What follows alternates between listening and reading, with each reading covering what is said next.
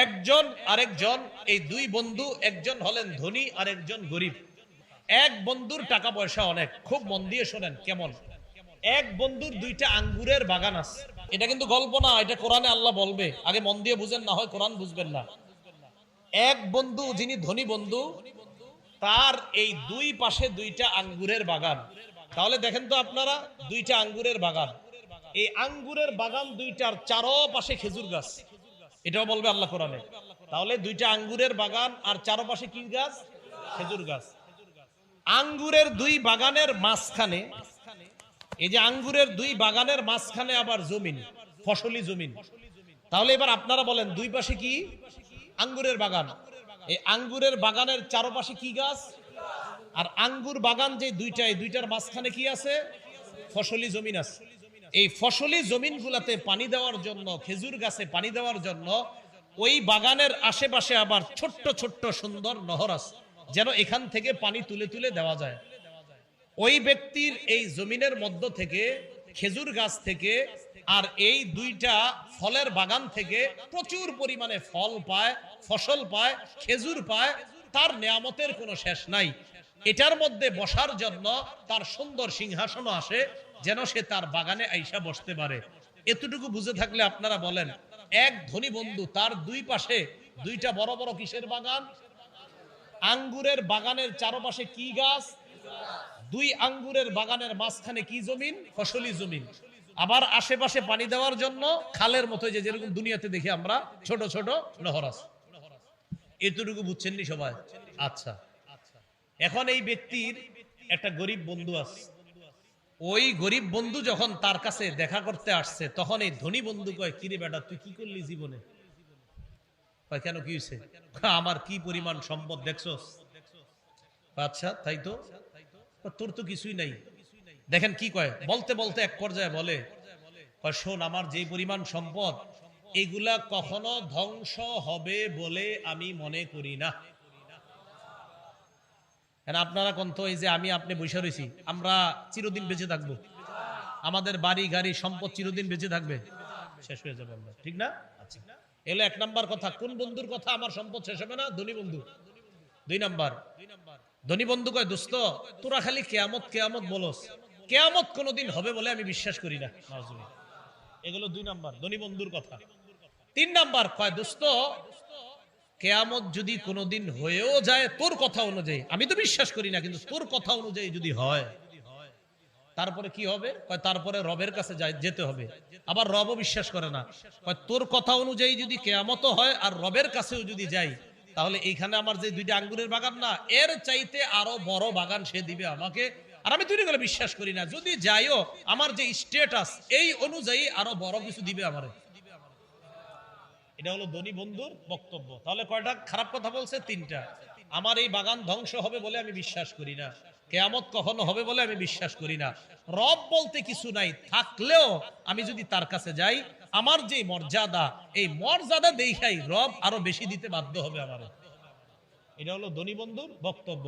এটা কোনো গল্প নয়, কোরআনে ঠিক এগুলোই বলছে আল্লাহ। দেখেন কি বলে আল্লাহ, وَاضْرِبْ لَهُمْ مَثَلَ الرَّجُلَيْنِ جَعَلْنَا لِأَحَدِهِمَا جَنَّتَيْنِ مِنْ أَعْنَابٍ وَحَفَفْنَاهُمَا بِنَخْلٍ وَجَعَلْنَا بَيْنَهُمَا زَرْعًا। নবী, আপনি তাদের সামনে বর্ণনা করেন ওই দুই ব্যক্তির দৃষ্টান্ত। জাআলনা লিআহাদিহিমা জান্নাতাইনি মিন আ'নাব, যে দুইজনের একজনকে আমি আল্লাহ দুটি আঙ্গুরের বাগান দিলাম। জাআলনা লিআহাদিহিমা, আমি আল্লাহ তাদের দুইজনের একজনকে, মিন আ'নাব, আমি তাদের দুইজনের একজনকে, জান্নাতাইন, জান্নাতাইনি মানে দুইটা বাগান, মিন আ'নাব, আ'নাব মানে আঙ্গুর, আমি আল্লাহ তাদের দুইজনের একজনকে দুটি আঙ্গুরের বাগান দিলাম। এখন আপনারা বলেন, আঙ্গুরের বাগানের চারপাশে জানি কি? হ্যাঁ, বলতে হবে কিন্তু, জানি কি? আল্লাহ বলেন, ওয়াহাফাফনাহুমা বিনাখলিন, আমি এই দুই বাগানের চারপাশটা খেজুর গাছ দ্বারা ঘেরাও করলাম। সুবহানাল্লাহ। তাহলে বাগান দুইটাকে খেজুর গাছ দ্বারা বেষ্টন করে ঘেরাও করলাম, তো দেখতে খুব সুন্দর দেখা যায়। চারপাশে খেজুর গাছ, মাঝখানে দুইটা বাগান। এরপরে আপনারা বলেন, দুই বাগানের মাঝে জানি কি? ওয়াজআলনা বাইনাহুমা যারআ, দুই বাগানের মাঝখানে আমি আল্লাহ আবার ক্ষেত খামার করে দিলাম। সুবহানাল্লাহ। এবার দেখেন কি কয়, কিলতাল জান্নাতাইনি আতাত উকুলাহা, দুই বাগান প্রচুর পরিমাণ ফল দেয়, ফসল দেয়। ওয়ালাম তাজলিম মিনহু শাইআ, সামান্য কম করে না, দুই বাগান যথেষ্ট ফল ফসল দেয়। ওয়াফাজ্জারনা খিলালাহুমা নাহারা, দুই বাগানের মাঝে মাঝে আমি আবার নহর করে দিয়েছি, সুন্দর সুন্দর নহর। তো এই অবস্থায় আল্লাহ ওই ধনী বন্ধুর বাগানের কথা পেশ করলেন, করার পর আল্লাহ পাক রব্বুল আলামিন বলেন, কিলতাল জান্নাতাইনি আতাত উকুলাহা ওয়ালাম তাজলিম মিনহু শাইআ ওয়াফাজ্জারনা খিলালাহুমা নাহারা ওয়া কানা লাহু সামারুন ফাকালা লিসাহিবিহি ওয়া হুয়া ইউহাবিরু ওয়া কানা লাহু সামার, ধনী বন্ধুর প্রচুর ফসল হয়, সম্পদ হয়। ফাকালা লিসাহিবিহি ওয়া হুয়া ইউহাবিরু, ধনী বন্ধু গরিব বন্ধুকে কথার ছলে বলে, আনা আকসারু মিনকা মালা ওয়া আ'আজ্জু নাফারা, আমি তোমার চাইতে আকসারু মিনকা মালা, সম্পদ আমার বেশি, ওয়া আ'আজ্জু নাফারা, জনবল আমার বেশি।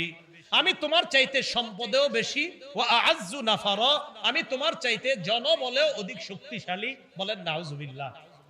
দুনিয়াতেও দেখবেন যাদের টাকা আছে তাদের পিছনে লোক সংখ্যা কম না বেশি?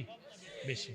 তো ধনী বন্ধু কয়, তোমার চাইতে আমার টাকাও বেশি, আবার তোমার চাইতে আমার জনগণের শক্তিও বেশি।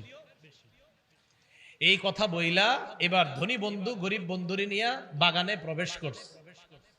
ওয়া দাখালা জান্নাতাহু ওয়া হুয়া যালিমুল লিনাফসি, ধনী বন্ধু তার বাগানে প্রবেশ করলো, এমন অবস্থায় নিজের উপর জুলুম করছে। এর মানে সে অবিশ্বাস করে, সে ঈমান রাখে না, আর কুফরি করে। এই অবস্থায় বাগানে প্রবেশ করছে। করার পর কি কয় দেখেন, ক্বালা মা আযুন্নু আন তাবিদা হাযিহি আবাদা, ধনী বন্ধু কয়, আমি বিশ্বাস করি না কখনো আমার এই বাগান ধ্বংস হবে। কি গল্পটা আগে বলছিলাম নি, এই যে কোরআনে আসছে, ক্বালা মা আযুন্নু আন তাবিদা হাযিহি আবাদা, ধনী বন্ধু বলে এই বাগান কখনো ধ্বংস হবে বলে আমি বিশ্বাস করি না। দুই নাম্বার, ওয়া মা আযুন্নু সাআতা কাইমা, আমি কখনো মনে করি না যে কিয়ামত হবে। বলেন নাউজুবিল্লাহ। আপনারা বলেন তো, আমাদের ইমানদারদের বিশ্বাস কিয়ামত কখনো হবে না নিশ্চিত হবে? হ্যাঁ, কবে হবে জানে কে? আল্লাহ, কিন্তু হবে। এরপরে 3 নাম্বার কথাটা জানি কি ছিল, যদি রবের কাছে যাই, রব তো বিশ্বাস করে না। ওয়ালা ইরুদিতু ইলা রাব্বি লাআজিদান্না খায়রাম মিনহা মুনকালাবা, আমাকে যদি আমার রবের কাছে ফিরিয়ে দেওয়া হয়, লাআজিদান্না খায়রাম মিনহা মুনকালাবা, তাহলে ওই রবের কাছে এর চাইতে আরো বেশি আমি পাবো, আরো উত্তম পাবো। বলেন নাউজুবিল্লাহ। এই কথা ধনী বন্ধুর বক্তব্য। এবার গরিব বন্ধু কি বলে দেখেন, ক্বালা লাহু সাহিবুহু ওয়া হুয়া ইউহাবিরুহু আলা ওয়া হুয়া ইউহাবিরুহু আকাফারতা বিল্লাযী খালাকাকা মিন তুরাবিন সুম্মা মিন নুতফাতিন সুম্মা সাওয়াকা রাজুলা, গরিব বন্ধু ধনী বন্ধুকে কথার ছলে বলে, আকাফারতা বিল্লাযী খালাকাকা মিন তুরাব, ওই আল্লাহকে অস্বীকার করলা যে আল্লাহ তোমাকে মাটি থেকে বানাইলেন, সুম্মা মিন নুতফা, নাপাক পানি থেকে বানাইলেন, সুম্মা সাওয়াকা রাজুলা, তোমাকে একটা একদম সঠিক মানুষ হিসাবে পরিণত করলেন, এই আল্লাহকে তুমি অস্বীকার করলা। গরিব বন্ধু এবার বলে, লাকিন্নাহু আল্লাহু রাব্বি, আমার বিশ্বাস হলো আমার রব হলেন আল্লাহ। বলেন, ইমানদারদের রব আমাদের বিশ্বাস, আমাদের রব। তো এবার ধনী বন্ধুকে গরিব বন্ধু কয়, আকাফারতা বিল্লাযী খালাকাকা মিন তুরাবিন সুম্মা মিন নুতফাতিন সুম্মা সাওয়াকা রাজুলা, ওই আল্লাহরে অস্বীকার করো যিনি তোমারে মাটি দিয়ে বানাইলেন, যিনি তোমারে নাপাক পানি থেকে বানাইলেন, যিনি তোমাকে একটা সুস্থ সবল মানুষ বানাইলেন, তুমি আল্লাহরে অস্বীকার করলা। আমার বক্তব্য তুমি শুনে নাও, লাকিন্নাহু আল্লাহু রাব্বি, তিনি হলেন আল্লাহ, তিনি আমার রব। এরপরে কি, ওয়ালা উশরিকু বিরাব্বি আহাদা, আমি আমার রবের সাথে কাউকে অংশীদার সাব্যস্ত করি না, আমি আমার রবের সাথে কাউকে শরীক করি না, আমার রবের সাথে আমি শিরিক করি না। বলেন আমার সাথে সবাই, বলেন বুঝে শুনে, প্রকাশ্যে অপ্রকাশ্যে, আড়ালে আবডালে, জলে স্থলে, ভুলেও শিরিক করার কল্পনাও যেন না আসে। করা তো দূরে, কল্পনাটাও যেন না আসে। শিরিক করেন না, শিরিক ছাড়া কবরে যান, ঈমান নিয়ে যান। হইতে পারে বিভিন্ন অপরাধের কারণে সাজা ভোগ করবেন, কিন্তু খালি ঈমানটা একটু নিয়ে যান, ইনশাআল্লাহ একদিন জান্নাত পাবেন।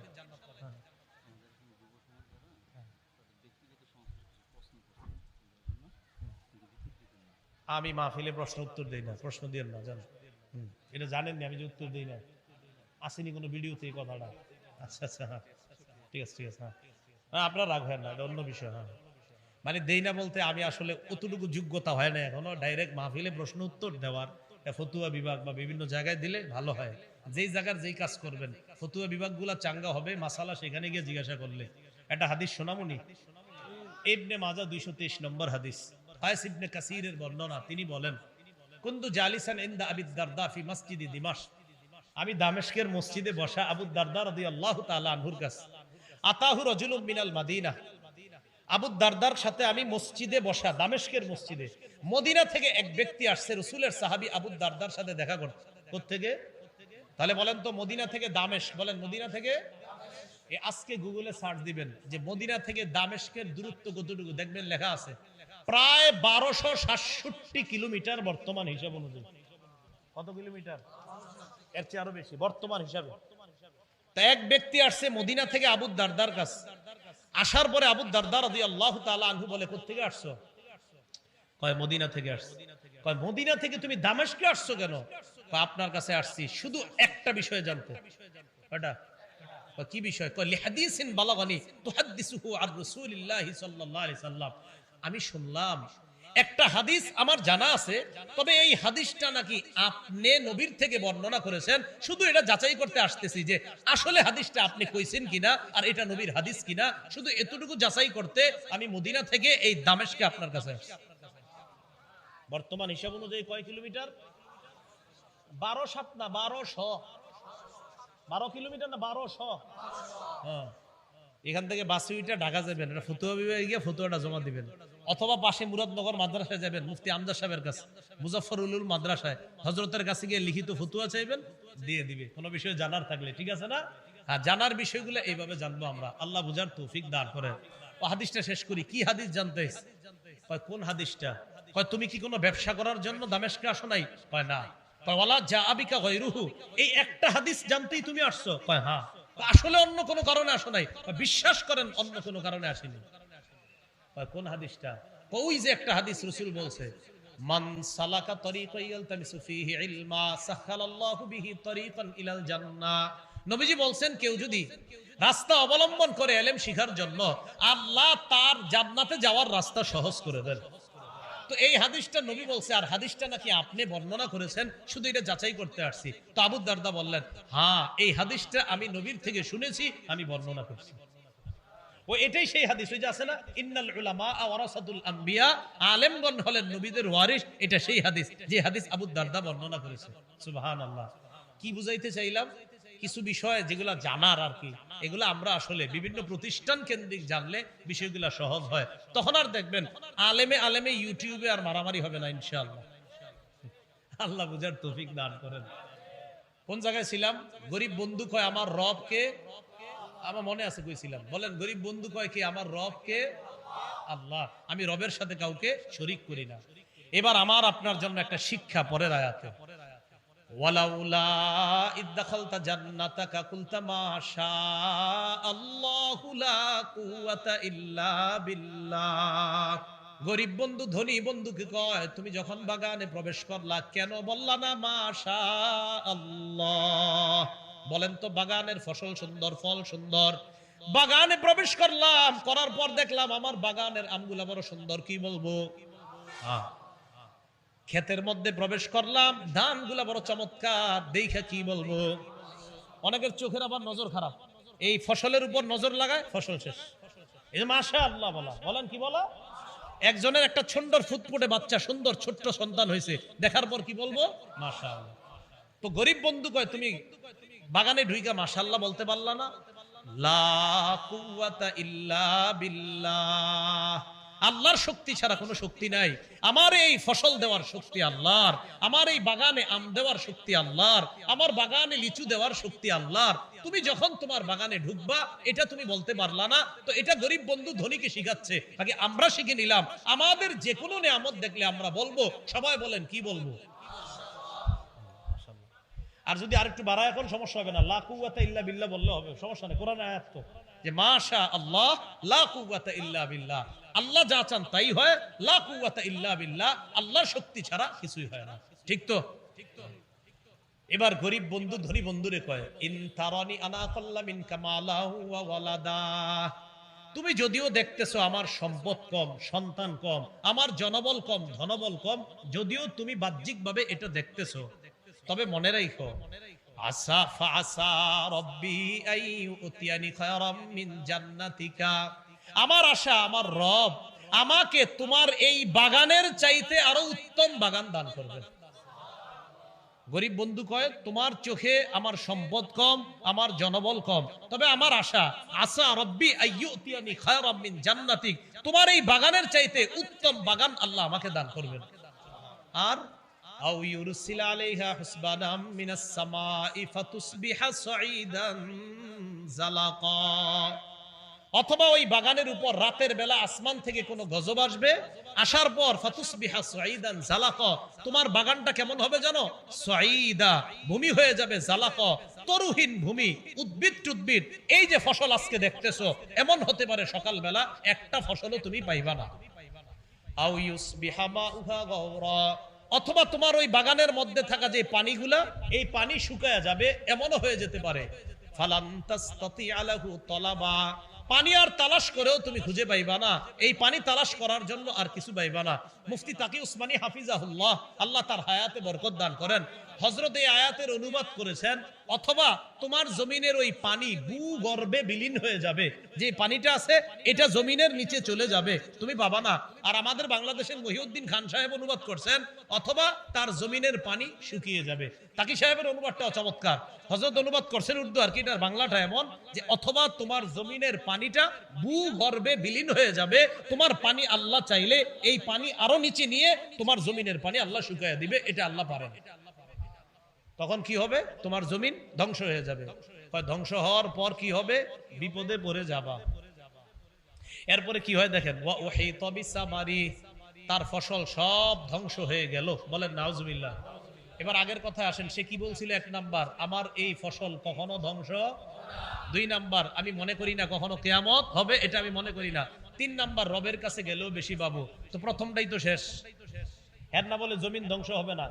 এখন সকালবেলা কি করতেছে? আমার দিকে তাকান, ফাসবাহা ইউকাল্লিবু কাফাইহি আলা মা আনফাকা ফিহা, হাত কসলাইতেছে এভাবে এভাবে সকালবেলা, ফাসবাহা ইউকাল্লিবু কাফাইহি আলা মা আনফাকা ফিহা, জমিনের উপর যত টাকা খরচ করছে এই টাকার উপর আফসোস করে এইভাবে হাত কসলাইতেছে। কারণ আপনি না 1-2 লাখ টাকা খরচ করে ফেলছেন, 5-10 লাখ টাকা এখন খরচ করছে, এখন ফসলগুলা পাবে, তখন আফসোস করতেছে, হায় হায় কত কিছু দিলাম এই জমিনের মধ্যে, এখন দিয়ে কিছুই নাই। তো আল্লাহ বলে ফাসবাহা ইউকাল্লিবু কাফাইহি আলা মা আনফাকা ফিহা, হাত কসলাইতেছে সকালবেলা, কসলাইতে কসলাইতে কি বলে দেখেন, ইয়া লাইতানি লাম উশরিক বিরাব্বি আহাদা ওয়াহিয়া খাবিয়াতুন আলা উরুশিহা ওয়া ইয়াকুলু ইয়া লাইতানি লাম উশরিক বিরাব্বি আহাদা, হাত কসলাইতে কসলাইতে বলে আল্লাহ আমার সব শেষ, তাকায় দেখে জমিন নাই, তাকায় দেখে খেজুর গাছ নাই, তাকায় দেখে পানি নাই, তাকায় দেখে জমিন নাই, এমনকি যেই জায়গায় বসতো তাকায় দেখে ওই জায়গাটাও নাই।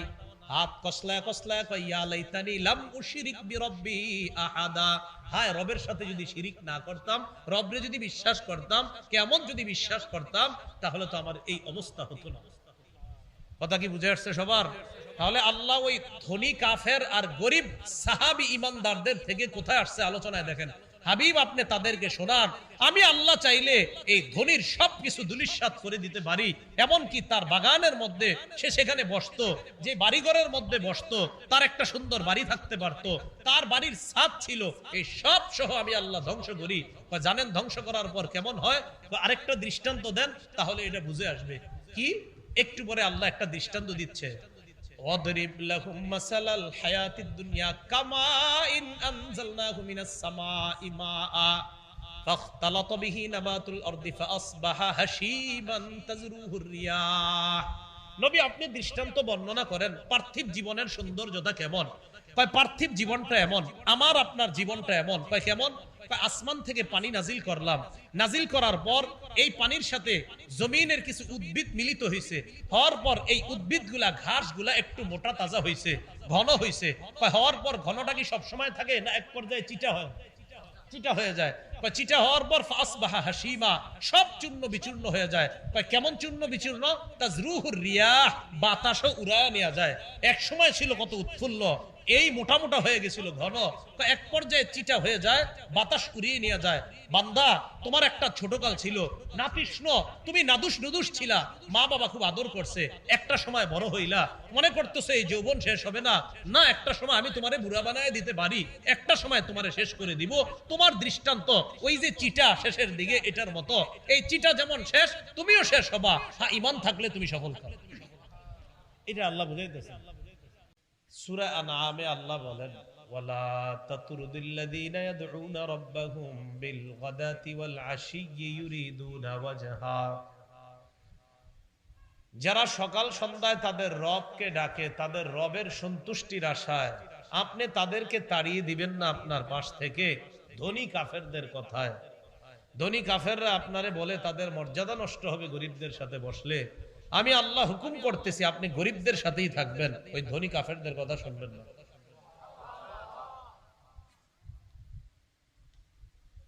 এরপরে আল্লাহ বলেন, ওয়ালা তাদু আইনাকা আনহুম তুরিদু জিনাতাল হায়াতিদ দুনিয়া।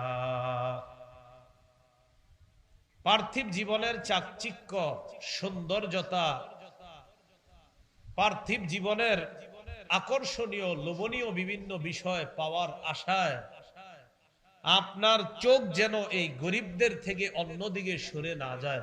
নবীজিকে আল্লাহ বলতেছে আপনার চোখ এই গরিবদের থেকে যেন অন্যদিকে সরে না যায়। পার্থিব জীবনের সৌন্দর্যতা, পার্থিব জীবনের চাকচিক্য, এটা অর্জনের আশায় যেন আপনার চোখ গরিবদের থেকে অন্যদিকে না যায়।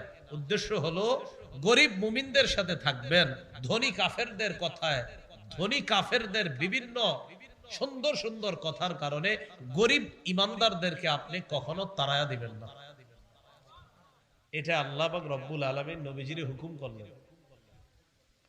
এরপরে আল্লাহ কি বলে দেখেন, ওয়ালা তুতি'মান আগফালনা কলবাহু আন যিকরিনা ওয়াত্তাবা'a হাওয়াহু ওয়া কানা আমরুহু ফুরুতা। আপনি ওই ব্যক্তির অনুসরণ করবেন না, মান আগফালনা কলবাহ, যার অন্তরটাকে আমি গাফেল করে দিয়েছি, আন যিকরিনা, আমার জিকির থেকে, আমার স্মরণ থেকে। এর মানে আমার স্মরণ থেকে যার অন্তর গাফেল, যে আমাকে মনে করার সময় পায় না, নবী আপনি তার অনুসরণ করবেন না। ওয়াত্তাবা'a হাওয়া, যে কুপ্রবৃত্তির অনুসরণ করে, যে নফসের কথা শুনে। ওয়া কানা আমরুহু ফুরুতা, যার কার্যকলাপ সীমা ছাড়িয়ে গিয়েছে, যার কার্যকলাপ অবাধ্যতার পর্যায়ে পৌঁছে গিয়েছে, নবী আপনি তার অনুসরণ করবেন না। এরপরে আল্লাহ পাক রব্বুল আলামিন বলেন, ওয়াকুলিল হাক্কু মির রাব্বিকুম ফামান শাআ ফালইউমিন ওয়া মান শাআ ফালইয়াকফুর। হাবিব আপনি বলেন, আল হাক্কু মির রাব্বিকুম, তোমাদের রবের পক্ষ থেকে সত্য এসে গিয়েছে। ধনী কাফের যারা আছে এদেরকেও বলে দিবেন, তোমাদের রবের পক্ষ থেকে সত্য এসে গিয়েছে। এখানে সত্য দ্বারা উদ্দেশ্য ঈমানের বিষয়টা, তোমাদের রবের পক্ষ থেকে এসে গিয়েছে। ফামান শাআ ফালইউমিন, কেউ যদি চায় ঈমান আনবে, ওয়ামান শাআ ফালইয়াকফুর, কেউ যদি চায় ঈমান না আনুক, এটা তার ইচ্ছা। ঈমান যে সত্য এই ধনী কাফেররা এখন বুঝে যে ঈমান সত্য, এটা এরাও বুঝে। আপনি বলেন ঈমান তোমাদের রবের পক্ষ থেকে এসেছে, এটাই সত্য, এটা গ্রহণ করলে জান্নাত, এটা গ্রহণ না করলে জাহান্নাম। এটা কাফেররাও এখন জানে যে ঈমানই মূলত সত্য। এরা চাইলে ঈমান আনুক, চাইলে ঈমান না আনুক, কোনো সমস্যা নাই। আপনি শুধু বলেন যে সত্য এসে গিয়েছে, মানলে মানো, না মানলে নাই। এটা আল্লাহ জানায় দিলেন। যে কাফেরদের কথায় আপনি এরকম আকৃষ্ট হয়ে পড়েন না যে এদেরকে একটু কথা স্পেশাল ভাবে কই, না দরকার নাই। এরা জানে আপনি যা করছেন, আপনার গরিব ইমানদার সাহাবীরা যেটা করছে এটা সত্য, এরা জানে। আমার প্রেস্টিজের কি দরকার? এটা আল্লাহ বলে দিলেন। এখান থেকে কি শিখলাম? হক গ্রহণ করার ক্ষেত্রে প্রেস্টিজের দরকার নেই, যে আমারে উনি আলাদাভাবে বলতে হবে, দরকার নেই। সুদ হারাম এই এলাকার বালেক কে না জানে এই কথাটা? বলেন, সুদ যে হারাম, হ্যাঁ সবাই জানে সুদ হারাম, এটা সবাই জানে। সুদ হারাম এটা সবাই জানে। তো আল্লাহ পাক রব্বুল আলামিন বললেন, কাফের ধনী যারা আছে এদের কথা আপনি আলাদা আকৃষ্ট হওয়া দরকার নাই। সত্য এখন স্পষ্ট।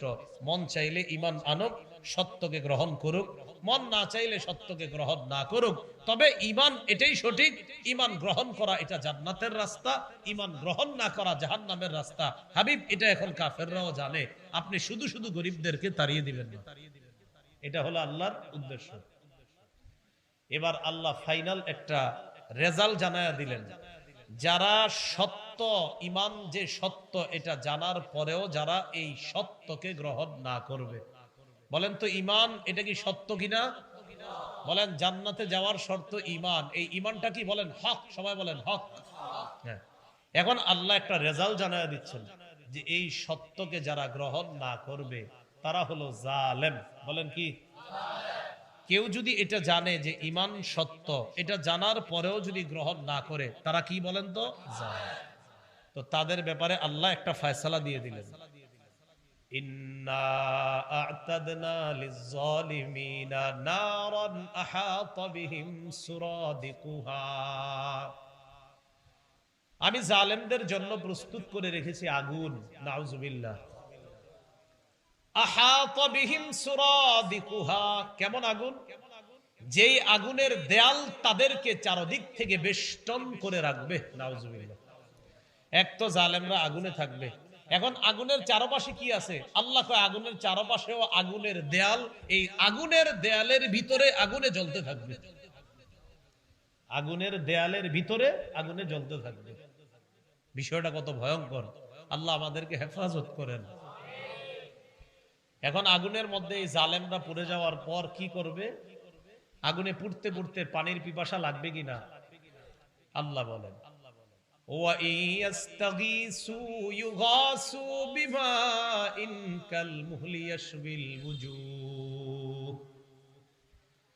তারা যদি পানি চায়, ইউগাসু বিমাইন কালমুহ, তেলের নিচে যেই কালো তেলটা আছে, তেলের নিচে যে কালো তেল, আল্লাহ বলেন ওই কালো তেলের মতো ছাই কালারের পানি তাদেরকে দেওয়া হবে। কেমন পানি? ইয়াশবিল ওয়ুজুহ, এই পানি তাদের চেহারা জ্বালিয়ে দিবে। খালি মুখের কাছে নিবে পানি পান করার জন্য, চেহারা জ্বালিয়ে দিবে। ইয়াশবি মানে জ্বালিয়ে দেওয়া, আল ওয়ুজুহ তাদের চেহারাটা একদম জ্বালিয়ে দিবে, ছাই করে দিবে। ইয়াশবিল ওয়ুজুহ মানে চেহারাটা একদম জ্বালিয়ে ছাই করে দিবে। এখন এই পানিটা কি ভালো না খারাপ? বলেন তো। খারাপ। আল্লাহ বলেন বিইসাশ শারাব, কতই না মন্দ পানি। ওয়াসাআত মুরতাফাকা, আর তারা যেখানে আছে এটা ভালো না খারাপ? আর বলেন ভালো না খারাপ? আল্লাহ বলেন ওয়াসাআত মুরতাফাকা, তাদের আশ্রয় স্থল কতই না মন্দ। তাহলে তাদের পানিটাও মন্দ, তারা যেখানে আছে এটাও মন্দ। আল্লাহ আমাদেরকে সত্য জানার পরেও সত্য বর্জন না করে যেন সত্য গ্রহণ করতে পারি, আল্লাহ তৌফিক দান করেন। তাহলে এই আয়াতগুলা বুঝে থাকলে বলেন, ঈমান সত্য এটা জানার পরেও যদি কেউ গ্রহণ না করে, আল্লাহর ভাষায় তারা কি? জালেম। তাদেরকে আল্লাহ কোথায় রাখবে? আগুনে। এই আগুনের চারপাশে দেয়াল থাকবে ইটের, আগুনের দেয়াল। তাদেরকে পানি দেওয়া হবে, পানির কালারের পানি। কি কালারের পানি? ছাই। এই পানি তাদের খুব আরামদায়ক হবে, চেহারাকে কি করবে? জ্বালিয়ে দিবে। পানিটা খুব ভালো। আল্লাহ বলে বিইসাশ শারাব, পানিটাও মন্দ, থাকার জায়গাটা ভালো। আল্লাহ বলে ওয়াসাআত মুরতাফাকা, থাকার জায়গাটাও খুব খারাপ। আল্লাহ হেফাজত করেন। বিপরীত দিকে আমরা যারা সত্য গ্রহণ করেছি বলেন আলহামদুলিল্লাহ। এই ঈমান নিয়ে যেন আমরা সবাই মরতে পারি। আল্লাহ বলেন ইন্নাল্লাযীনা আমানু ওয়া আমিলুস সালিহাত ইন্না লা নুযীউ আজরা মান আহসানা আমালা। নিশ্চয়ই যারা ঈমান এনেছে এবং নেক কাজ করেছে তারা জেনে রাখো, ইন্না লা নুযীউ আজরা মান আহসানা আমালা, যারা ভালো কাজ করে আমি আল্লাহ তাদের আমল নষ্ট করি না। ইন্না লা নুযীউ, আমি নষ্ট করব না, আজরা মান, তাদের প্রতিদান, আহসানা আমালা, যারা ভালো কাজ করছে। আল্লাহ বলেন ঈমান আনে নেক কাজ করে এই মানুষগুলাকে হাবিব আপনি জানায়া দেন, আমি আল্লাহ এই ঈমানদার যারা নেক কাজ করছে তাদের আমল বরবাদ করব না, নষ্ট করব না। তাহলে ঈমান আর নেক কাজ নিয়ে যদি আল্লাহর কাছে যেতে পারি, আল্লাহ পাক রব্বুল আলামিন আমাদেরকে বললেন তোমাদের প্রতিদান আমি নষ্ট করব না। দেখি আপনারা কোরআন বুঝে থাকলে বলেন, সত্য গ্রহণ করার কারণে আল্লাহ আমাদের আমল বরবাদ করবেন না, সত্য জানার পরেও গ্রহণ না করার কারণে আগের শ্রেণীকে আল্লাহ কি বলছে জালেম। এই তো মাশাআল্লাহ। এখন আমরা যে ঈমান আনলাম, আনার পর আমাদেরকে আল্লাহ দিবেন কি? উলাইকা লাহুম জান্নাতু আদনিন তাজরি মিন তাহতিহিমুল আনহার, তাদের জন্য রয়েছে চিরস্থায়ী চির সুখের বসবাসের জান্নাত, যাদের তলদেশ দিয়ে নহর সমূহ প্রবাহিত হবে। ইউহাল্লাউনা ফিহা মিন আসাবিরা মিন যাহাব, আল্লাহ বলেন তাদের হাতের মধ্যে পরানো হবে স্বর্ণের বালা। কিসের বালা? আমার সাথে বলেন, দুনিয়াতে পুরুষের জন্য স্বর্ণ পরা হারাম। বলেন বলেন, দুনিয়াতে পুরুষের জন্য স্বর্ণ পরা হারাম। আখিরাতে জান্নাতের মধ্যে পুরুষের জন্য স্বর্ণ রূপা আল্লাহ হালাল করে দিলেন। দুনিয়াতে স্বর্ণ পুরুষের জন্য পরা হারাম, তাই পুরুষ দুনিয়াতে স্বর্ণ পরাটা দেখতে খারাপ। আখিরাতে তথা জান্নাতে যাওয়ার পর পুরুষের জন্য স্বর্ণ পরা বৈধ। হুজুর সেখানে কেমন দেখা যাবে? নিশ্চিত সেখানে অনেক সুন্দর দেখা যাবে। এখন আমাদেরকে যদি কেউ বলে, আপনাদেরকে, আমাকে, আপনাকে, মিয়া জান্নাতে আল্লাহ স্বর্ণ পরাবে, দুনিয়াতে পরেন না কেন? সাথে সাথে আমি আপনি জবাব দিব, দুনিয়াতে আমার রব বলছে দুনিয়াতে স্বর্ণ আমরা পড়তে পারবো না, তাই রবের হুকুম মানতেছি।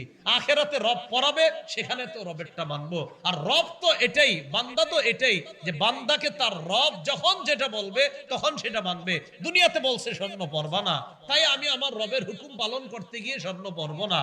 জান্নাতের মধ্যে আমার রব স্বর্ণ পরাবেন, সেখানে আমার রব স্বর্ণের কারণে আমার হাতের সৌন্দর্য বাড়াবে। এটাই তো রবের গোলামি করা।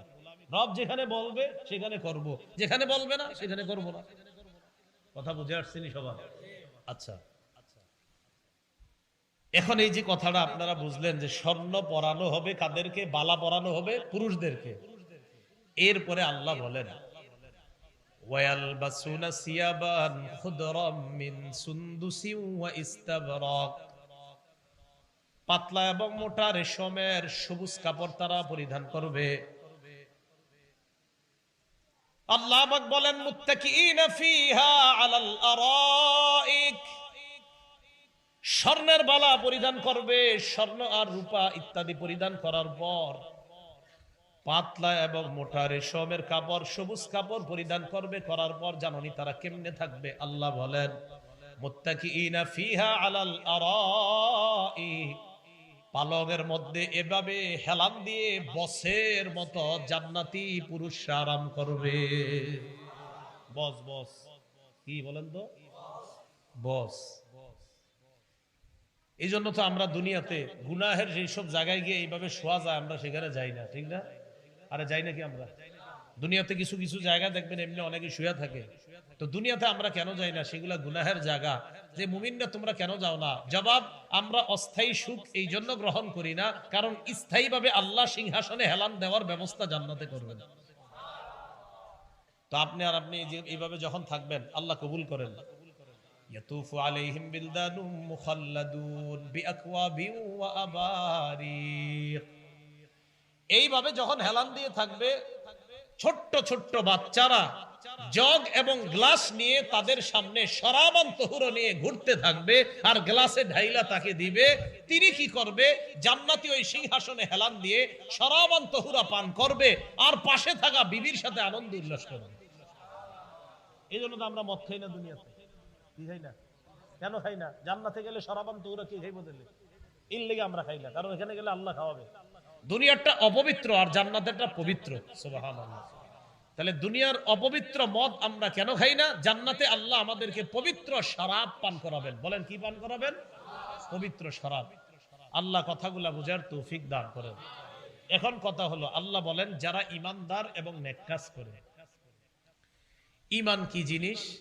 প্রথম কথা, ঈমান হলো অন্তরে থাকার জিনিস, মুখেও স্বীকার করার জিনিস। অন্তরেও রাখতে হবে, আবার মুখেও স্বীকার করতে হবে। অন্তরে থাকতে হবে, যেমন সূরা হুজুরাতের 15 নাম্বার আয়াতে আল্লাহ বলেন, ইন্নামাল মুমিনুনা আল্লাযীনা আমানু বিল্লাহি ওয়া রাসূলিহি সুম্মা লাম ইয়ারতাবু। মুমিন তো তারা, আল্লাযীনা আমানু বিল্লাহ, যারা আল্লাহর প্রতি বিশ্বাস স্থাপন করে, ওয়া রাসূলিহি, রাসূলের উপর ঈমান আনে, সুম্মা লাম ইয়ারতাবু, সন্দেহ করে না। আল্লাহ বলেন ঈমানদার তারা যারা আল্লাহকে বিশ্বাস করে, রাসূলকে বিশ্বাস করে, সুম্মা লাম ইয়ারতাবু, অন্তরে একটুও সংশয় রাখে না।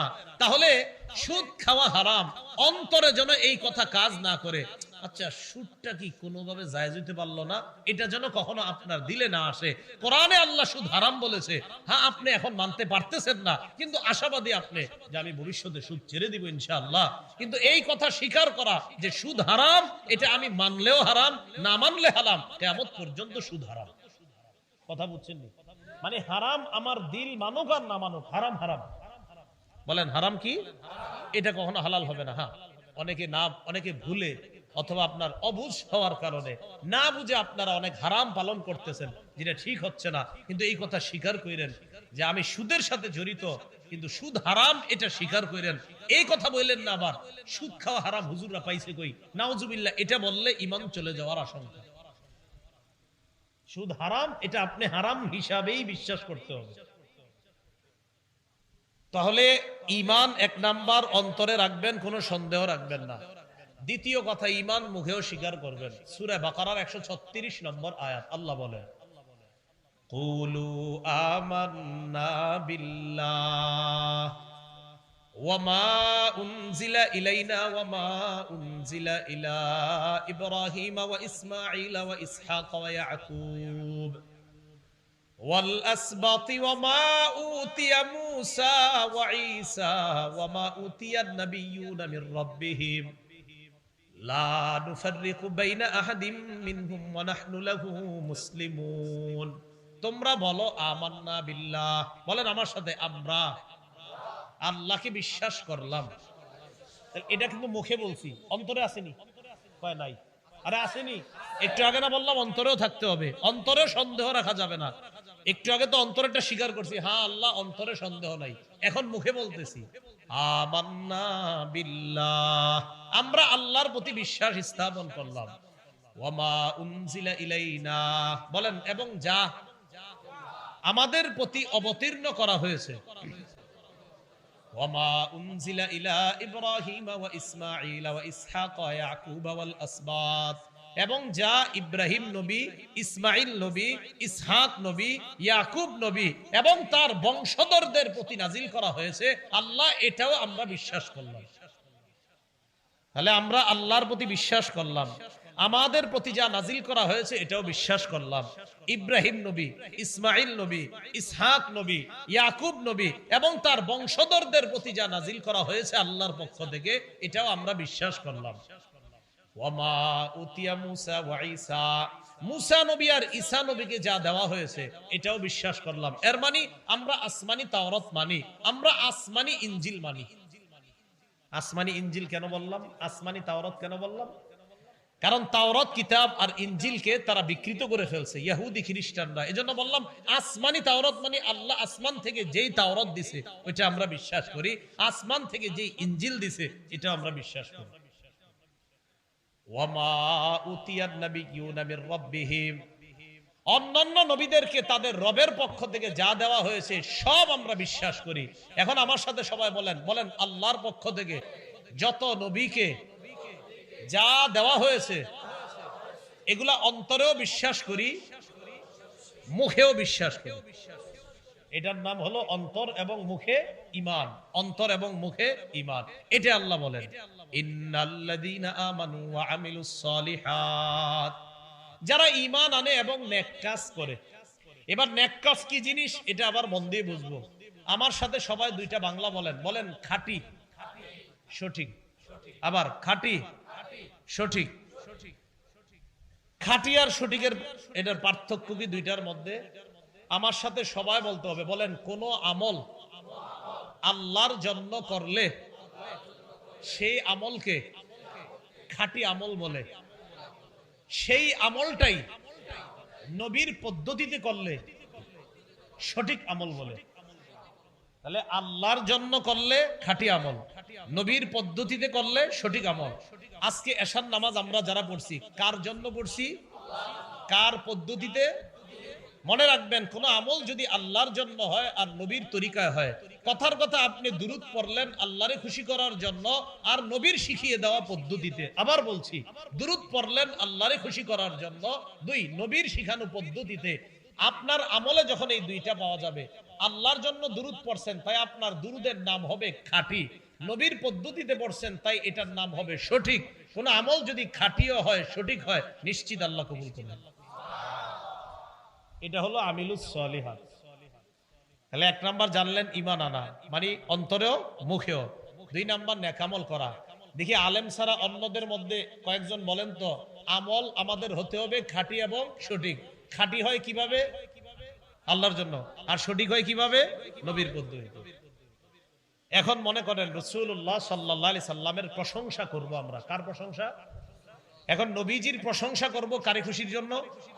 বলেন না আপনারা। রসুলের প্রশংসা করব কাকে খুশি করার জন্য? এখন রসুলের প্রশংসাটা কি রসুলের শিখানো পদ্ধতিতে হতে হবে কিনা? এই তো মাশাআল্লাহ লাইনে আছেন। তো দেখি আমরা নবীর প্রশংসা কিভাবে হয়। আল্লাহ পাক রব্বুল আলামিন পবিত্র কোরআনের সূরা কলামের 4 নম্বর আয়াতে বলেন, ওয়া ইন্নাকা লাআলা খুলুকিন আযীম। হাবিব, আপনি মহান চরিত্রের উপর অধিষ্ঠিত আছেন, এই ঘোষণাটা আমি আল্লাহ দিলাম। সুবহানাল্লাহ। আমাদের নবীর চরিত্রটা মহান, ঘোষণাটা কার? তাহলে আল্লাহ আমাদের নবীর চরিত্রের প্রশংসা করছে। খুব মন দিয়ে বুঝবেন। সূরা আলী ইমরানের 39 নম্বর আয়াতে আল্লাহ পাক রব্বুল আলামিন ইয়াহইয়া নবীর প্রশংসা করে জাকারিয়া আলাইহিস সালাতু ওয়াস সালামকে আল্লাহ পাক রব্বুল আলামিন বলেছিলেন কি সেটা?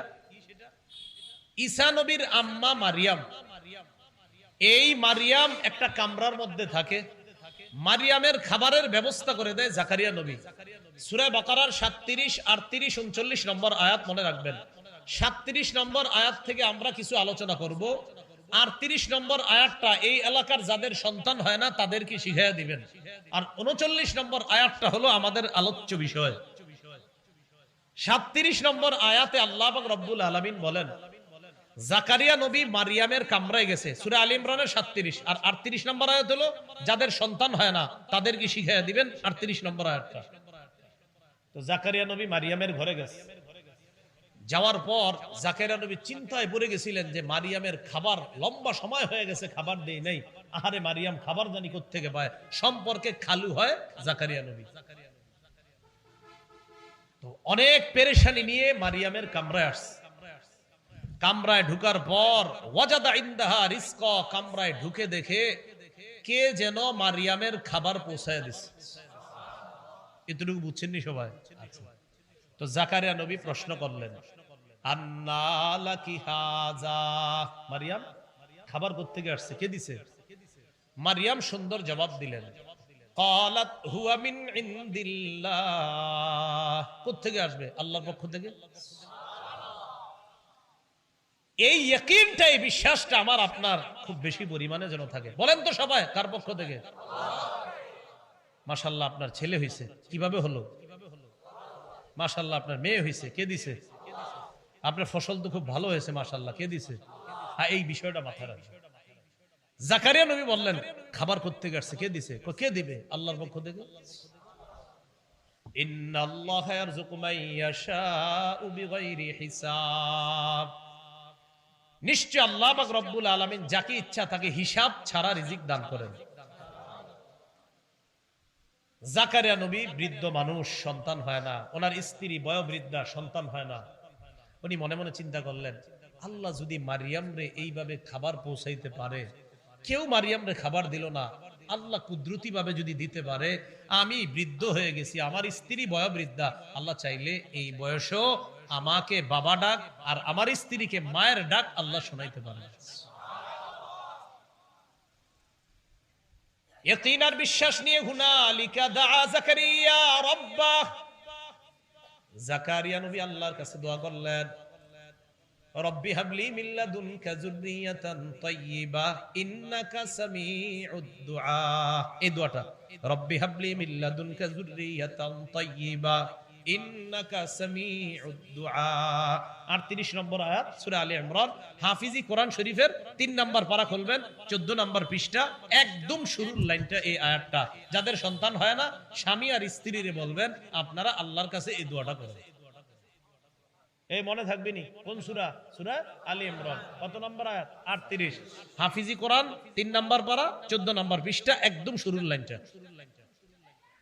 তো আল্লাহ পাক রব্বুল আলামিন কাছে জাকারিয়া নবী বলতেছে, রব্বি হাবলি মিন লাদুনকা যুররিয়াতান তাইয়্যিবাহ, রব আপনার পক্ষ থেকে আমার একটা সন্তান দেন, ইন্নাকা সামিউদ দুআ, আল্লাহ আপনি তো দোয়া শ্রবণ করেন, আপনি দেন।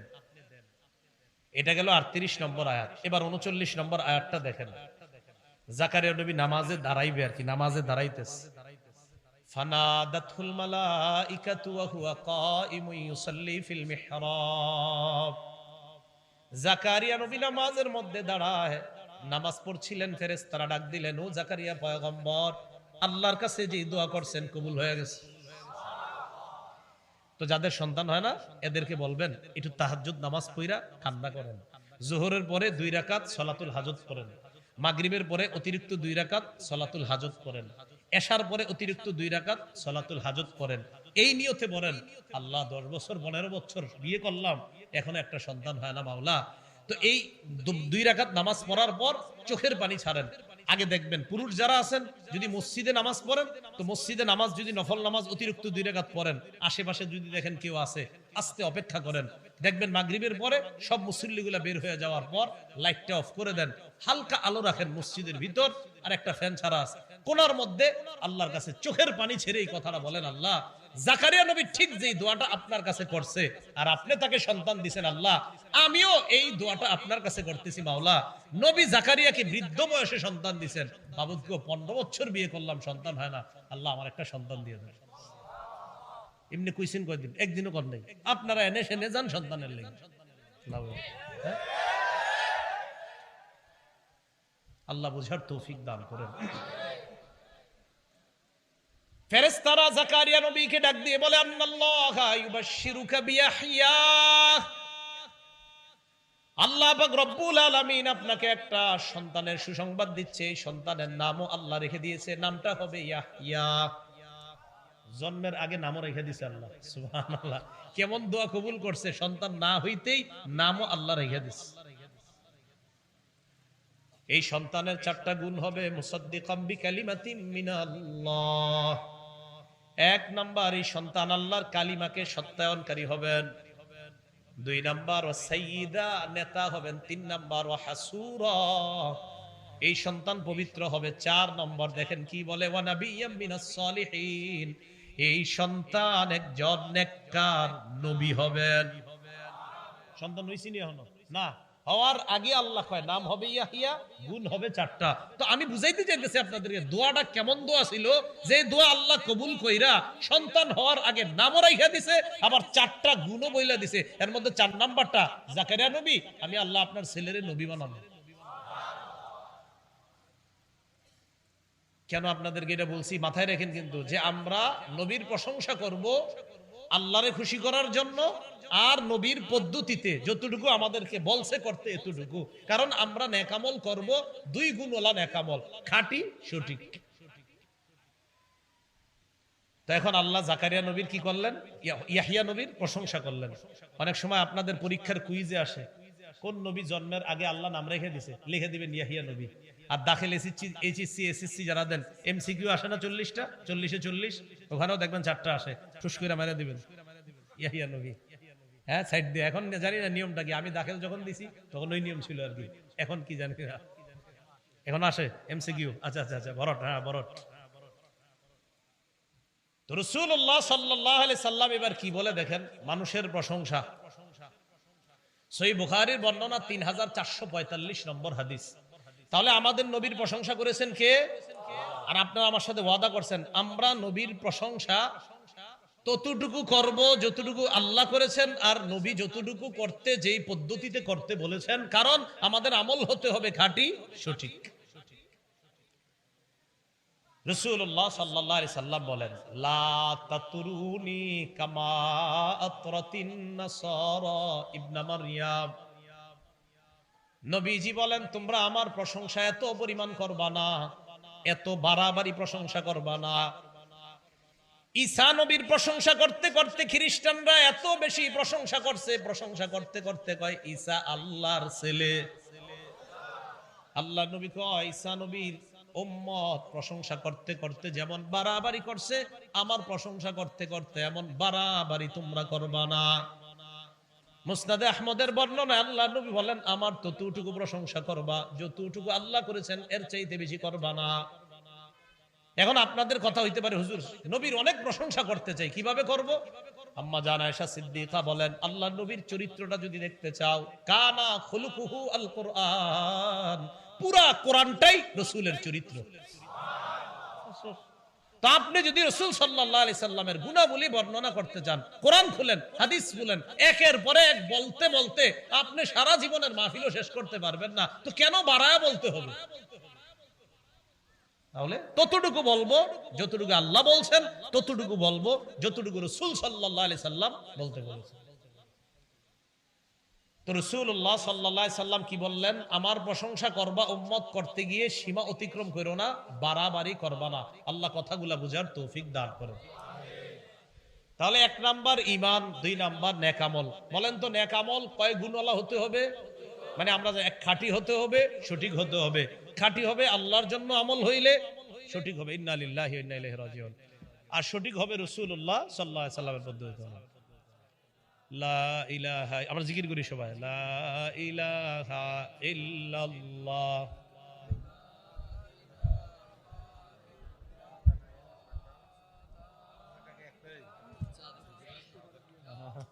এই ভাই আপনি কষ্ট করতেছেন, বসেন বসেন বসেন। হ্যাঁ বসেন বসেন, সমস্যা নেই।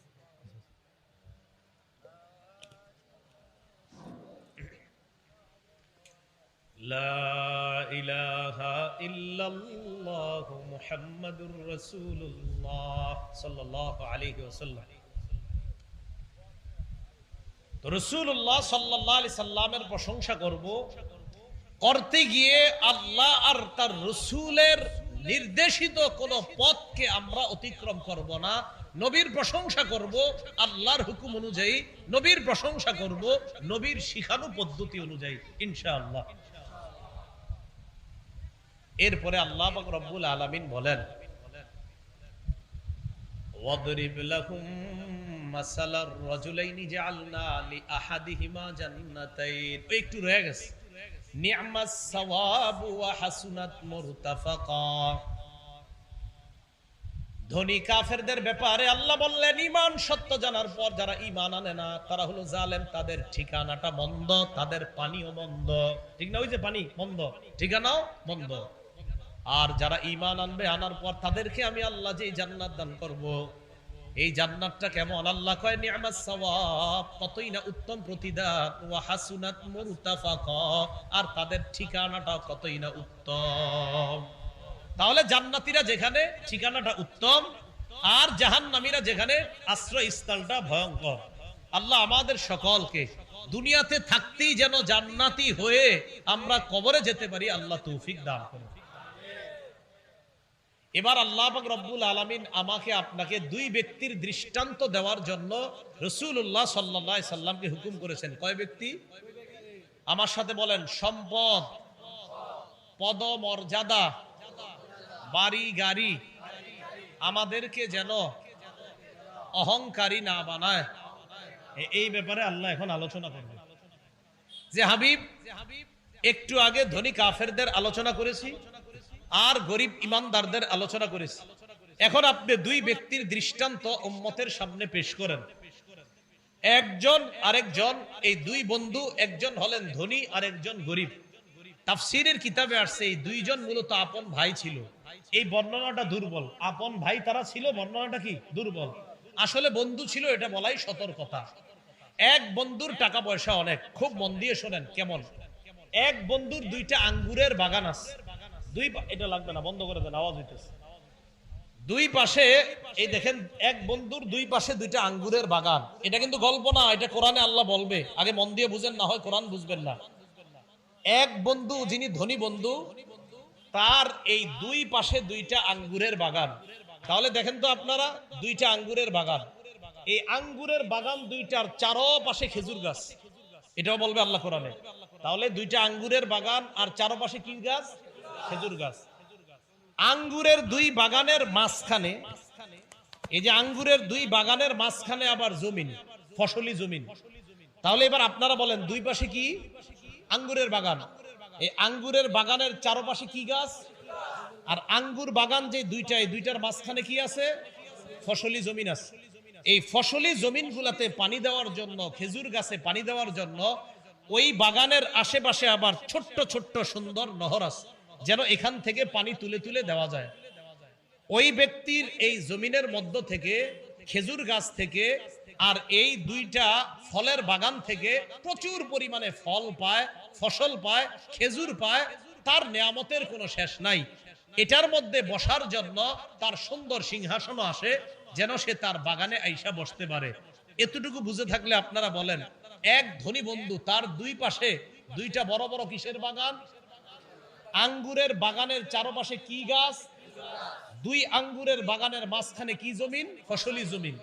আবার আশেপাশে পানি দেওয়ার জন্য খালের মতো, যে যেরকম দুনিয়াতে দেখি আমরা ছোট ছোট নহর আছে। এতটুকু বুঝছেন নি সবাই?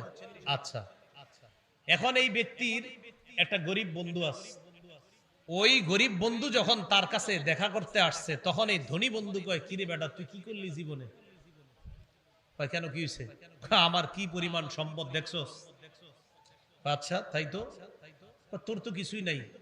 দেখেন কি কয়, বলতে বলতে এক পর্যায়ে বলে, শোন, আমার যে পরিমাণ সম্পদ, এগুলা কখনো ধ্বংস হবে বলে আমি মনে করি না। আপনারা কোন তো, এই যে আমি আপনি বসে রয়েছি, আমরা চিরদিন বেঁচে থাকবো? আমাদের বাড়ি গাড়ি সম্পদ চিরদিন বেঁচে থাকবে? শেষ হয়ে যাবে আমরা, ঠিক না? আচ্ছা, এলো এক নাম্বার কথা। কোন বন্ধুর কথা আমার সম্পদ শেষ হবে না? ধনী বন্ধু। দুই নাম্বার, ধনী বন্ধু কয়, দোস্ত, তোরা খালি কেয়ামত কেয়ামত বলস, কেয়ামত কোনদিন হবে বলে আমি বিশ্বাস করি না। এগুলো দুই নাম্বার, ধনী বন্ধুর কথা।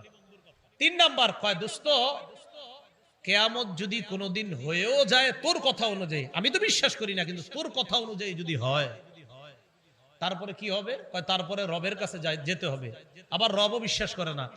তোর কথা অনুযায়ী যদি কেয়ামত হয় আর রবের কাছেও যদি যাই, তাহলে এইখানে আমার যে দুইটা আঙ্গুরের বাগান না, এর চাইতে আরো বড় বাগান সে দিবে আমাকে। আর আমি দুইটা গেলে বিশ্বাস করি না, যদি যাইও আমার যে স্ট্যাটাস এই অনুযায়ী আরো বড় কিছু দিবে আমারে।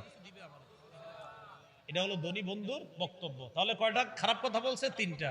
আমার এই বাগান ধ্বংস হবে বলে আমি বিশ্বাস করি না, কিয়ামত কখনো হবে বলে আমি বিশ্বাস করি না, রব বলতে কিছু নাই, থাকলেও আমি যদি তার কাছে যাই, আমার যে মর্যাদা, এই মর্যাদা দেখাই রব আরো বেশি দিতে বাধ্য হবে আমারে।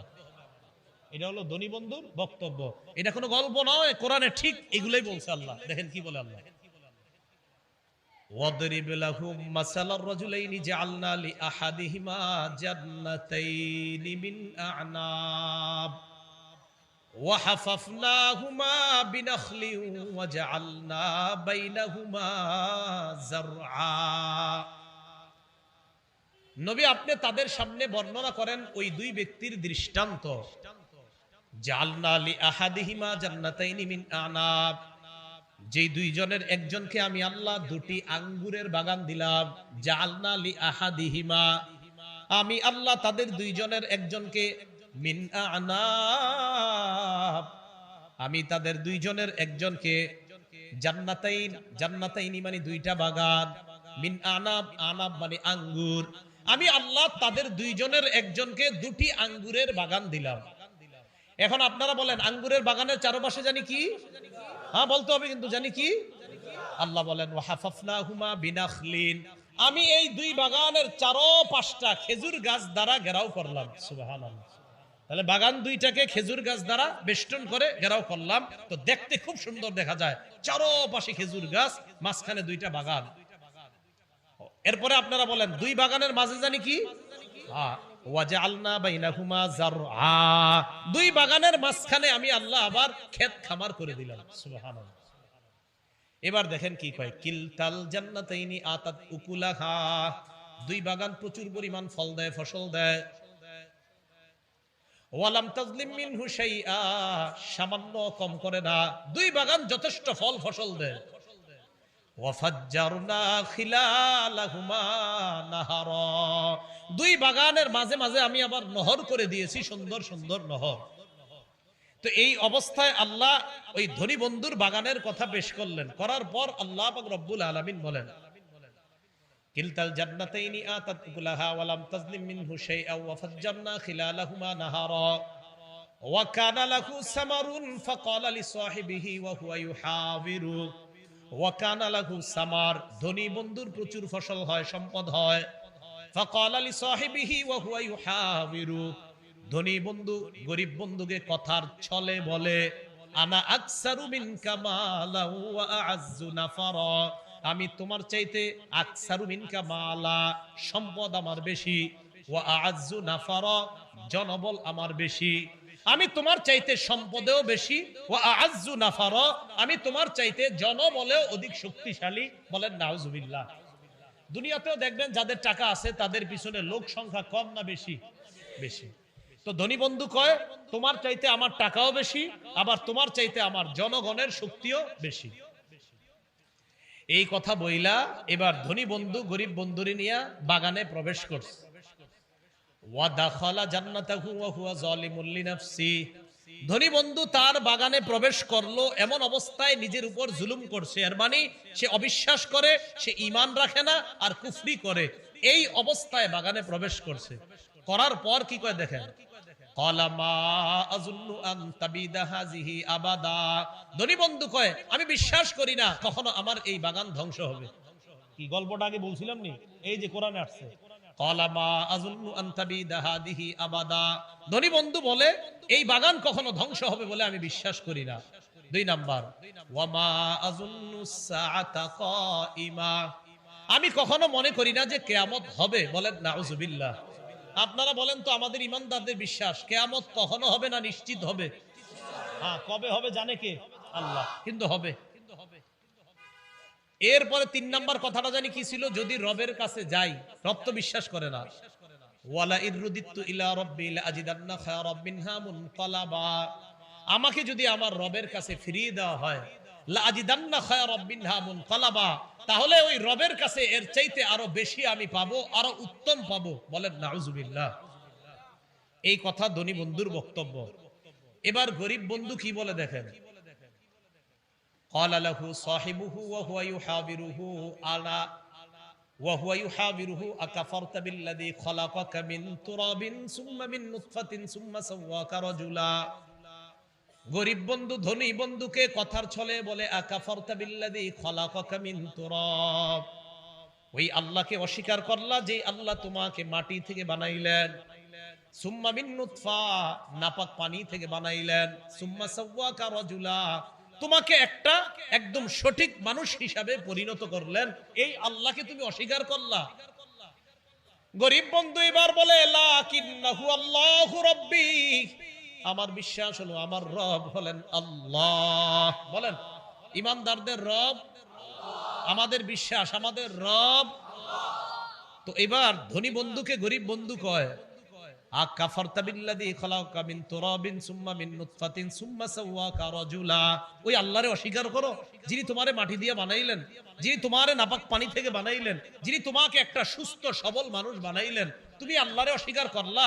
আমার বক্তব্য তুমি শুনে নাও, লাকিন্নাহু আল্লাহু রাব্বি, তিনি হলেন আল্লাহ, তিনি আমার রব। এরপরে কি, ওয়ালা উশরিকু বিরাব্বি আহাদা, আমি আমার রবের সাথে কাউকে অংশীদার সাব্যস্ত করি না, আমি আমার রবের সাথে কাউকে শরীক করি না, আমার রবের সাথে আমি শিরিক করি না। বলেন আমার সাথে সবাই, বলেন বুঝে শুনে, প্রকাশ্যে অপ্রকাশ্যে, আড়ালে আবডালে, জলে স্থলে, ভুলেও শিরিক করার কল্পনাও যেন না আসে। করা তো দূরে, কল্পনাটাও যেন না আসে। শিরিক করেন না, শিরিক ছাড়া কবরে যান, ঈমান নিয়ে যান। হইতে পারে বিভিন্ন অপরাধের কারণে সাজা ভোগ করবেন, কিন্তু খালি ঈমানটা একটু নিয়ে যান, ইনশাআল্লাহ একদিন জান্নাত পাবেন।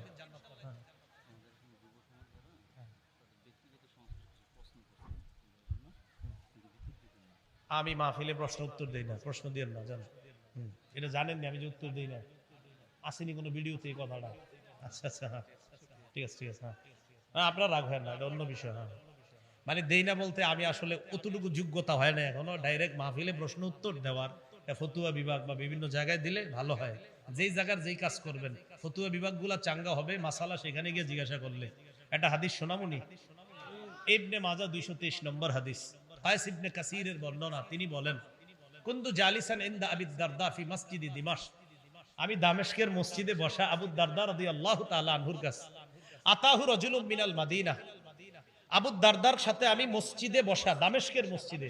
মদিনা থেকে এক ব্যক্তি আসছে, রাসূলের সাহাবী আবু দারদার সাথে দেখা করতে। কোত্থেকে? তাহলে বলেন তো, মদিনা থেকে দামেস্ক, বলেন মদিনা থেকে। আজকে গুগলে সার্চ দিবেন যে মদিনা থেকে দামেস্কের দূরত্ব কতটুকু, দেখবেন লেখা আছে প্রায় 1267 কিলোমিটার বর্তমান হিসাব অনুযায়ী। কত কিলোমিটার? এর চেয়ে আরো বেশি বর্তমান হিসাবে। তা এক ব্যক্তি আসছে মদিনা থেকে আবু দারদার কাছে। আসার পরে আবু দারদা রাদিয়াল্লাহু তাআলা আনহু বলে, কোত্থেকে আসছো? কয় মদিনা থেকে আসছি। কয় মদিনা থেকে তুমি দামেস্কে আসছো কেন? কয় আপনার কাছে আসছি শুধু একটা বিষয় জানতে। কয়টা? কি বিষয়? কয় লিহাদিসিন বালাগানি তুহাদ্দিসুহু আর রাসূলিল্লাহি সাল্লাল্লাহু আলাইহি সাল্লাম, আমি শুনলাম একটা হাদিস আমার জানা আছে, তবে এই হাদিসটা নাকি আপনি নবীর থেকে বর্ণনা করেছেন, শুধু এটা যাচাই করতে আসতেছি যে আসলে হাদিসটা আপনি কইছেন কিনা আর এটা নবীর হাদিস কিনা, শুধু এতটুকু যাচাই করতে আমি মদিনা থেকে এই দামেস্কে আপনার কাছে আসছি। বর্তমান হিসাব অনুযায়ী কয় কিলোমিটার? 12 না 1200, 12 কিলোমিটার না 1200। হ্যাঁ, এখান থেকে বাসে উঠে ঢাকা যাবেন, এটা ফতুয়া বিভাগে গিয়ে ফতুয়াটা জমা দিবেন, অথবা পাশে মুরাদনগর মাদ্রাসায় যাবেন, মুফতি আমজাদ সাহেবের কাছে, মুজাফফরুল উলুম মাদ্রাসায় হযরতের কাছে গিয়ে লিখিত ফতুয়া চাইবেন, দিয়ে দিবে, কোনো বিষয় জানার থাকলে। ঠিক আছে না? হ্যাঁ, জানার বিষয়গুলো এইভাবে জানবো আমরা, আল্লাহ বুঝার তৌফিক দান করেন। ও হাদিসটা শেষ করি। কি হাদিস জানতে? কয় কোন হাদিসটা? কয় তুমি কি কোনো ব্যবসা করার জন্য দামেস্কে আসো নাই? কয় না। কয় ওয়ালা জাআবিকা গায়রুহু, এই একটা হাদিস জানতেই তুমি আসছো? কয় হ্যাঁ। আসলে অন্য কোনো কারণে আসো নাই? বিশ্বাস করেন অন্য কোনো কারণে আসেনি। কোন হাদিসটা? ওই যে একটা হাদিস রাসূল বলছে, মান সালাকা তরিকান ইয়ালতামিসু ফীহি ইলমা সাখালাল্লাহু বিহি তরিকান ইলাল জান্নাহ। নবীজি বলছেন, কেউ যদি রাস্তা অবলম্বন করে ইলম শিখার জন্য, আল্লাহ তার জান্নাতে যাওয়ার রাস্তা সহজ করে দেন। তো এই হাদিসটা নবী বলছে, আর হাদিসটা নাকি আপনি বর্ণনা করেছেন, শুধু এটা যাচাই করতে আসছি। তো আবু দারদা বললেন, হ্যাঁ এই হাদিসটা আমি নবীর থেকে শুনেছি, আমি বর্ণনা করছি। ও এটাই সেই হাদিস, ওই যে আছে না, ইন্নাল উলামা ওয়ারাসাতুল আম্বিয়া, আলেমগণ হলেন নবীদের ওয়ারিস। এটা সেই হাদিস, যে হাদিস আবু দারদা বর্ণনা করেছে। সুবহানাল্লাহ। কি বুঝাইতে চাইলাম? কিছু বিষয় যেগুলো জানার আর কি, এগুলো আমরা আসলে বিভিন্ন প্রতিষ্ঠান কেন্দ্রিক জানলে বিষয়গুলো সহজ হয়। তখন আর দেখবেন আলেমে আলেমে ইউটিউবে আর মারামারি হবে না ইনশাআল্লাহ। আল্লাহ বুঝার তৌফিক দান করেন। কোন জায়গায় ছিলাম? গরিব বন্ধু কয় আমার রবকে, আমার মনে আছে কইছিলাম, বলেন গরিব বন্ধু কয় কি? আমার রবকে আল্লাহ, আমি রবের সাথে কাউকে শরীক করি না। এবার আমার আপনার জন্য একটা শিক্ষা পরের আয়াতে, ওয়ালাউলা ইদ দাখালতা জান্নাতাকা কুলতা মা শা আল্লাহু লা কুওয়াতা ইল্লা বিল্লাহ। গরিব বন্ধু ধনী বন্ধুকে কয়, তুমি যখন বাগানে প্রবেশ করলা কেন বললা না মাশা আল্লাহ? বলেন তো, বাগানের ফসল সুন্দর, ফল সুন্দর, বাগানে প্রবেশ করলাম, করার পর দেখলাম আমার বাগানের আমগুলা বড় সুন্দর, কি বলবো? ক্ষেতের মধ্যে প্রবেশ করলাম, ধানগুলা বড় চমৎকার, দেখে কি বলবো? অনেকের চোখের আবার নজর খারাপ, এই ফসলের উপর নজর লাগায়, ফসল শেষ। এই যে মাশা আল্লাহ বলা, বলেন কি বলা? একজনের একটা সুন্দর ফুটফুটে বাচ্চা, সুন্দর ছোট্ট সন্তান হয়েছে, দেখার পর কি বলবো? মাশা আল্লাহ। তো গরিব বন্ধু কয়, তুমি বাগানে ঢুইকা মাশাআল্লাহ বলতে পারলা না? লা কুওয়াতা ইল্লা বিল্লাহ। আল্লাহর শক্তি ছাড়া কোনো শক্তি নাই। আমার এই ফসল দেওয়ার শক্তি আল্লাহর, আমার এই বাগানে আম দেওয়ার শক্তি আল্লাহর, আমার বাগানে লিচু দেওয়ার শক্তি আল্লাহর। তুমি যখন তোমার বাগানে ঢুকবা এটা তুমি বলতে পারলা না, তো এটা গরিব বন্ধু ধনীকে শিখাচ্ছে, বাকি আমরা শিখে নিলাম। আমাদের যে কোনো নেয়ামত দেখলে আমরা বলবো, সবাই বলেন কি বলবো? আর যদি আরেকটু বাড়ায় এখন সমস্যা হবে না, লা কুওয়াতা ইল্লা বিল্লাহ বললে হবে, সমস্যা নেই। কোরআনে আয়াত তো যে মাশা আল্লাহ লা কুওয়াতা ইল্লা বিল্লাহ, আল্লাহ যা চান তাই হয়, লা কুওয়াতা ইল্লা বিল্লাহ, আল্লাহর শক্তি ছাড়া কিছুই হয় না। ঠিক তো? এবার গরিব বন্ধু ধনী বন্ধুরে কয়, ইন তারানি আনা আকাল্লা মিনকা মালাহু ওয়া ওয়ালাদা। তুমি যদিও দেখতেছো আমার সম্পদ কম, সন্তান কম, আমার জনবল কম, ধনবল কম, যদিও তুমি বাহ্যিকভাবে এটা দেখতেছো, তবে মনে রাখো, আসা ফাসা রব্বি আইয়ুতিয়ানি খায়রাম মিন জান্নাতিকা, আমার আশা আমার রব আমাকে তোমার এই বাগানের চাইতে আরো উত্তম বাগান দান করবেন। গরিব বন্ধু কয়, তোমার চোখে আমার সম্পদ কম, আমার জনবল কম, তবে আমার আশা, আসা রব্বি আইয়ুতিয়ানি খায়রাম মিন জান্নাতিক, তোমার এই বাগানের চাইতে উত্তম বাগান আল্লাহ আমাকে দান করবেন। আর আও ইউরসিল আলাইহা হুসবানাম মিনাস সামাই ফাতুসবিহা সাঈদান জালাকা, অথবা ওই বাগানের উপর রাতের বেলা আসমান থেকে কোনো গজব আসবে, আসার পর ফাতুসবিহা সাঈদান জালাকা, তোমার বাগানটা কেমন হবে জানো? সাঈদা, ভূমি হয়ে যাবে, জালাকা, তরুহীন ভূমি, উদ্ভিদ টুদ্ভিদ, এই যে ফসল আজকে দেখতেছো, এমন হতে পারে সকালবেলা একটা ফসলও তুমি পাইবা না। আও ইউসবিহা মাউহা গাওরা, অথবা তোমার ওই বাগানের মধ্যে থাকা যে পানিগুলা, এই পানি শুকায়া যাবে, এমনও হয়ে যেতে পারে। ফালান তাসতাতিআ লাহু তালাবা, পানি আর তালাশ করেও তুমি খুঁজে পাইবা না, এই পানি তালাশ করার জন্য আর কিছু পাইবা না। মুফতি তাকি উসমানী হাফিজাহুল্লাহ, আল্লাহ তার হায়াতে বরকত দান করেন, হযরত এই আয়াতের অনুবাদ করেছেন, অথবা তোমার জমিনের ওই পানি ভূগর্ভে বিলীন হয়ে যাবে, যে পানিটা আছে এটা জমিনের নিচে চলে যাবে, তুমি পাবা না। আর আমাদের বাংলাদেশের মহিউদ্দিন খান সাহেব অনুবাদ করছেন, অথবা তার জমিনের পানি শুকিয়ে যাবে। তাকি সাহেবের অনুবাদটা চমৎকার, হযরত অনুবাদ করছেন উর্দু, আর কি এটার বাংলাটা এমন যে, অথবা তোমার জমিনের পানিটা ভূগর্ভে বিলীন হয়ে যাবে, তোমার পানি আল্লাহ চাইলে এই পানি আরো নিচে নিয়ে তোমার জমিনের পানি আল্লাহ শুকিয়ে দিবে, এটা আল্লাহ পারেন। তখন কি হবে? তোমার জমিন ধ্বংস হয়ে যাবে। ধ্বংস হওয়ার পর কি হবে? বিপদে পড়ে যাবা। এরপরে কি হয় দেখেন, ওয়া উহিতা বিসামারি, তার ফসল সব ধ্বংস হয়ে গেল, বলেন নাউজুবিল্লাহ। এবার আগের কথায় আসেন, সে কি বলছিল? এক নাম্বার, আমার এই ফসল কখনো ধ্বংস, দুই নাম্বার, আমি মনে করি না কখনো কিয়ামত হবে, এটা আমি মনে করি না, তিন নাম্বার, রবের কাছে গেলেও বেশি পাবো। তো প্রথমটাই তো শেষ, এর না বলে জমিন ধ্বংস হবে না। এখন সকালবেলা কি করতেছে? আমার দিকে তাকান, ফাসবাহা ইউকাল্লিবু কাফাইহি আলা মা আনফাকা ফিহা, হাত কসলাইতেছে এইভাবে, এইভাবে সকালবেলা, ফাসবাহা ইউকাল্লিবু কাফাইহি আলা মা আনফাকা ফিহা, জমিনের উপর যত টাকা খরচ করছে এই টাকার উপর আফসোস করে এইভাবে হাত কসলাইতেছে। কারণ আপনি 1-2 লাখ টাকা খরচ করে ফেলছেন, 5-10 লাখ টাকা এখন খরচ করছে, এখন ফসলগুলা পাবে, তখন আফসোস করতেছে, হায় হায় কত কিছু দিলাম এই জমিনের মধ্যে, এখন দি কিছুই নাই। তো আল্লাহ বলে ফাসবাহা ইউকাল্লিবু কাফাইহি আলা মা আনফাকা ফিহা, হাত কসলাইতেছে সকালবেলা, কসলাইতে কসলাইতে কি বলে দেখেন, ইয়া লাইতানি লাম উশরিক বিরাব্বি আহাদা ওয়াহিয়া খাবিয়াতুন আলা উরুশিহা ওয়া ইয়াকুলু ইয়া লাইতানি লাম উশরিক বিরাব্বি আহাদা, হাত কসলাইতে কসলাইতে বলে, আল্লাহ আমার সব শেষ। তাকায় দেখে জমিন নাই, তাকায় দেখে খেজুর গাছ নাই, তাকায় দেখে পানি নাই, তাকায় দেখে জমিন নাই, এমনকি যেই জায়গায় বসতো তাকায় দেখে ওই জায়গাটাও নাই। হাত কসলায় কসলায় কয় ইয়া লাইতানি লাম উশরিক বিরব্বি আহাদা, হায় রবের সাথে যদি শিরিক না করতাম, রবরে যদি বিশ্বাস করতাম, কিয়ামত যদি বিশ্বাস করতাম, তাহলে তো আমার এই অবস্থা হতো না। কথা কি বুঝে আসছে সবার? তাহলে আল্লাহ ওই ধনী কাফের আর গরিব সাহাবী ইমানদারদের থেকে কোথায় আসছে আলোচনায় দেখেন। হাবিব আপনি তাদেরকে শোনান, আমি আল্লাহ চাইলে এই ধনীর সবকিছু দুলিশাত করে দিতে পারি, এমনকি তার বাগানের মধ্যে সে সেখানে বসতো, যে বাড়িঘরের মধ্যে বসতো, তার একটা সুন্দর বাড়ি থাকতে পারতো, তার বাড়ির ছাদ ছিল, এই সব সহ আমি আল্লাহ ধ্বংস করি। জানেন ধ্বংস করার পর কেমন হয়? আরেকটা দৃষ্টান্ত দেন, তাহলে এটা বুঝে আসবে। কি? একটু পরে আল্লাহ একটা দৃষ্টান্ত দিচ্ছে, ওয়াদরিব লাহুম মাসালাল হায়াতিদ দুনিয়া কামাইন আনজালনাহু মিনাস সামাই মাআ ফাখতালাতা বিহি নাবাতুল আরদি ফাআসবাহা হাশীমান তাজরুহুর রিয়াহ। নবী আপনি দৃষ্টান্ত বর্ণনা করেন পার্থিব জীবনের সৌন্দর্যতা কেমন।